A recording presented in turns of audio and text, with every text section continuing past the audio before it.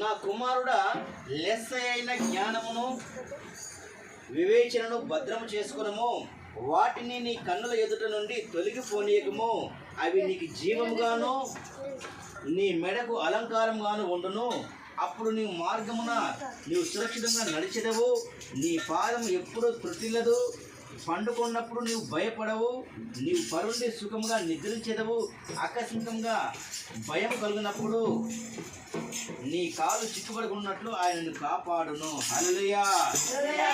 మనకి మహిమ కలుగాక. అయితే ఈ మాటలన్నీ ఎవరి దగ్గర నేర్చుకోవచ్చు అంటే, ఈ 4వ వచనం ఈ విధంగా 4వ అధ్యాయం ఈ విధంగా సెలవిస్తున్నది. సామెతల గ్రంథము 4వ అధ్యాయము మొదటి 2 వచనాలు ఈ విధంగా సెలవిస్తున్నాయి. కుమారులారా, తండ్రి ఉపదేశము వినుడి, మీరు వివేకము నొందినట్లు ఆలకించుడి.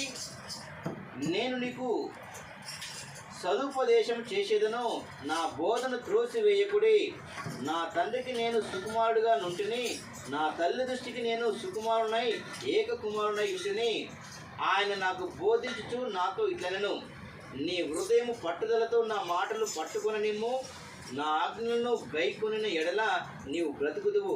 జ్ఞానమును సంపాదించుకొనుము, బుద్ధి సంపాదించుకొనుము.